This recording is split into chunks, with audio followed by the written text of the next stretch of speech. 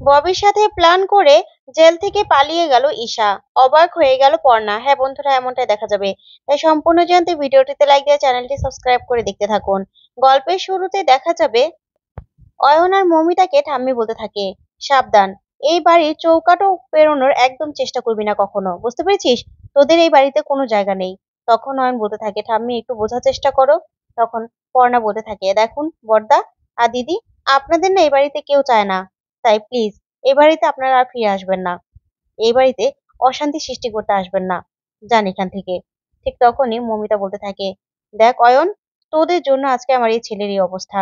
আর কোনোদিনও যদি এই বাড়ির চৌকাঠ পেরোতে দেখেছি না, তাহলে পা ভেঙে একদম গুড়িয়ে দেব, বুঝতে পেরেছিস? এই কথাটা যেন মনে থাকে। তখনই মমিতা মনে মনে বলতে থাকে, মেজো কাকিটা না বড্ড পটর পটর কথা বলছে।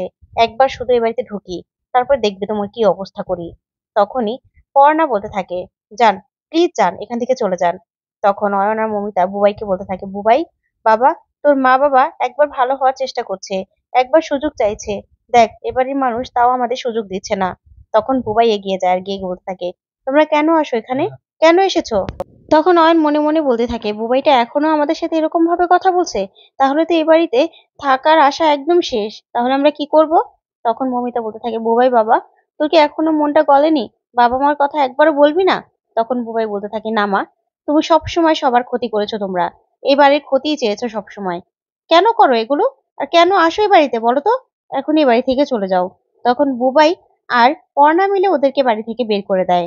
তারপর জেঠিকে পর্ণা বলতে থাকে, জেঠি প্লিজ তুমি ওদের জন্য মন খারাপ করো না। তখনই জেঠিমা বলতে থাকে, না রে পর্ণা, মন খারাপ করছি না। তবে এটা ভেবে খারাপ লাগছে যে ওদের যে মাথা, ওরা যদি আবার এই বাড়ির কোনো ক্ষতি করার চেষ্টা করে।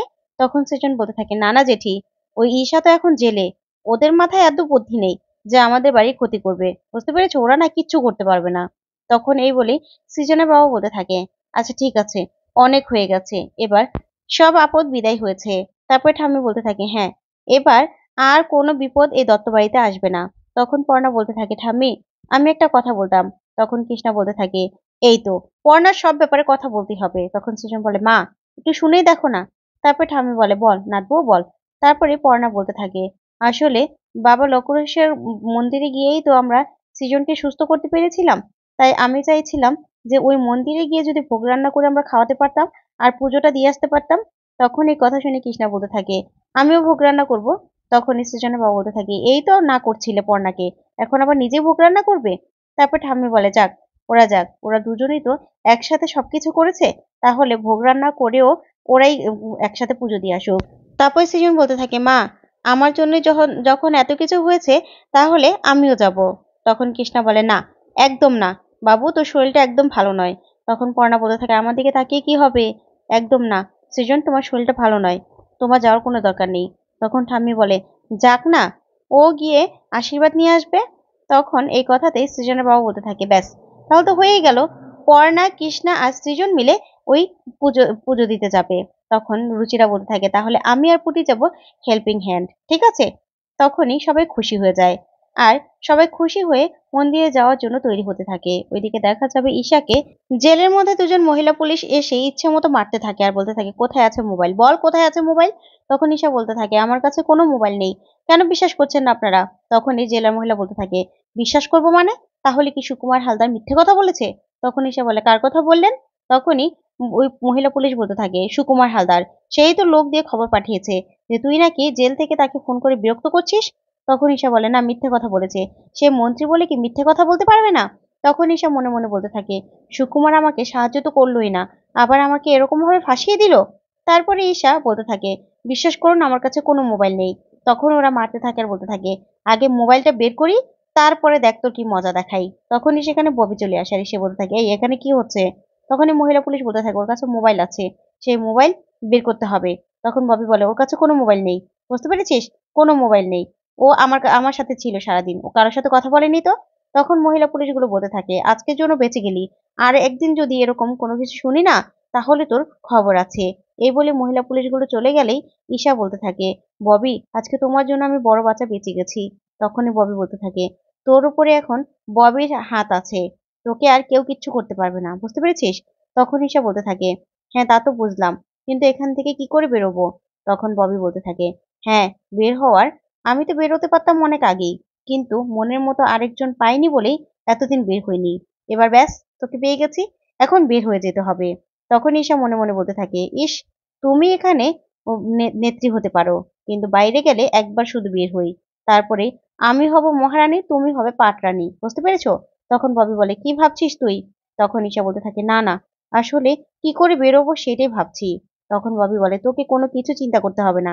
কি করে বের হব সব প্ল্যান আমার রেডি আছে। বুঝতে পেরেছিস? তারপরে ববি ঈশাকে বলতে থাকে, শোন, আমরা এখান থেকে পালাবো তো পালাবো, কিন্তু আমাদের এই পরিচয়টা না এখানেই রেখে যেতে হবে। না হলে সারা জীবন পুলিশ আমাদের পিছুই করবে। তখন ঈশা বলতে থাকে, আমাদের পরিচয় এখানে ফেলে যাব মানে? কি করে? তখন ববি বলে, সবকিছু আমি বলে দিচ্ছি দাঁড়া। তার আগে দুটা ডেড বডি জোগাড় করতে হবে। তখন এই কথাতে ঈশা চমকে যায়, বলতে থাকে, কি বলছো তুমি? তখন ববি নিজের প্ল্যানটা সবটা বলে। তারপরে ববি লোকদেরকে বলে দেয় যে, যা, ২টা ডেড বডি ব্যবস্থা কর। তখনই মেয়েরা চলে যায় ডেড বডি ব্যবস্থা করতে। ওইদিকে ববি বলতে থাকে, শোন, এবার না তুই আর আমি এক হয়ে তারপরে পর্ণাকে শেষ করব। শত্রুর বন্ধুই তো বন্ধু আমার। তখন এই কথা শুনে ঈশা খুশি হয়ে যায়। ওইদিকে দেখা যাবে পর্ণা, কৃষ্ণা সহ সবাই মিলে সেই লোকেশ্বরের মন্দিরে যায়। মন্দিরে গিয়েই ভোগ রান্না করে সবাইকে খাওয়াতে থাকে। তখন ঠাকুর মশাই আসে আর এসে বলতে থাকে, কি মা, ভোগ রান্না করে সবাইকে বিতরণ করছো? তখন পর্ণা বলে, হ্যাঁ ঠাকুর মশাই, এই যে আমার স্বামী, আমার স্বামীর জন্যই তো আমরা সেদিন প্রার্থনা করেছিলাম। তখন ঠাকুরমশাই বলে, আচ্ছা ঠিক আছে, তাহলে এই সবাইকে ভোগ খাওয়ানো শেষ হয়ে গেলে তারপর ভিতরে এসে পুজো দিবে। তখন পর্ণা বলে, ঠিক আছে। তারপর দেখা যাবে পুজো দিতে গেলেই পর্ণা প্রার্থনা করতে থাকে আর মনে মনে বলতে থাকে, আমাদের না সবকিছু আছে ঠাকুর, এবার শুধু আমাদের শান্তি দিও। আমাদের শান্তিটা নেই, শান্তি দিও যেন আর কেউ কোনো রকম কোনো ক্ষতি আমাদের না করতে পারে। তখন এই বলে প্রার্থনা করতে গেলেই হঠাৎ করে পর্ণা মাথা ঘুরে পড়ে যায়। তখন সৃজন সহ সবাই ভয় পেয়ে যায় আর বলতে থাকে, পর্ণা, ওঠো, কি হয়েছে তোমার, কি হয়েছে? তারপরে দেখা যাবে পর্ণাকে বাড়িতে নিয়ে আসে। তখন ডক্টর দেখলেই পর্ণাকে সৃজন বলতে থাকে, আচ্ছা ডক্টর, আপনাকে তো সবটাই বলেছিলাম, পর্ণার আবার সেই ব্রেন স্ট্রোকের থেকে কিছু হয়নি তো? তখন ডক্টর বলে, দেখুন, একটা আলট্রা করিয়ে নেবেন, ঠিক আছে? তারপরে পর্ণাকে ডক্টরের কাছে নিয়ে যায় সৃজন। তখন আলট্রা করে জানা যায় যে পর্ণা মা হতে চলেছে। যা শুনে দত্তবাড়ির সবাই খুব খুশি হয়ে যায় আর বলতে থাকে, যাক, এতদিনে একটা খুশির খবর আসছে। তখন এই কথা শুনে সবাই খুশি হয়ে যায় আর আনন্দ করতে থাকে। ওইদিকে দেখা যাবে ববির লোক সেই ডেড বডি জোগাড় করে ফেলে। তখনই ববি সেই মেয়েটাকে টাকা দিয়ে বলতে থাকে, যা, রান্নার মাসিকে বলবি ১ টিন কেরোসিন তেল লাগবে, এটা যেন কেউ না জানে, ঠিক আছে? তখনই ও চলে গেলেই ববি বলতে থাকে, এবার ঈশা, কি কি করতে হবে সব গুছিয়ে নাও। এবার আমাদের এখান থেকে বেরোবার পালা। তখনই ঈশা মনে মনে বলতে থাকে, এবার পর্ণা, তুইও রেডি হ, আমি আসছি। তখন ঈশা বলতে থাকে, ওই পর্ণাকে আমার ওই দত্তবাড়ি আমি হাতাবো আগে, তারপরে পর্ণাদের শাড়ির কথা আমার নিজে করে নেব। তখন ববি বলতে থাকে, ব্যাস, তোর ইচ্ছে পূরণ হয়ে গেলেই আমি পর্ণাকে একদম শেষ করে দেব। তখন এই কথা শুনে ঈশা খুশি হয়ে যায়। ওইদিকে দেখা যাবে পর্ণার এই আনন্দের সময় অঙ্কিতা ম্যাডাম পর্ণাকে ফোন করে আর ফোন করে বলতে থাকে, পর্ণা, এখনই টিভিটা ছাড়ো। তখন পর্ণা বলে, কেন, কি হয়েছে আবার? তারপরেই পর্ণা গিয়ে টিভিটা ছাড়লে সেখানে দেখায় যে ঈশা যে জেলে ছিল সেই জেলে আগুন লেগে গেছে। যা শুনে পর্ণা, সৃজন সহ দত্তবাড়ির সবাই অবাক হয়ে যায়। তারপরেই সেই খবরে শোনা যায় যে সে জেলে ২ জন মহিলা মারা গেছে। যা শুনে সৃজন আর পর্ণা ভয় পেতে থাকে। তো বন্ধুরা, আজকের আপডেটটি কেমন লাগলো অবশ্যই কমেন্ট করে জানাতে ভুলবে না। ধন্যবাদ।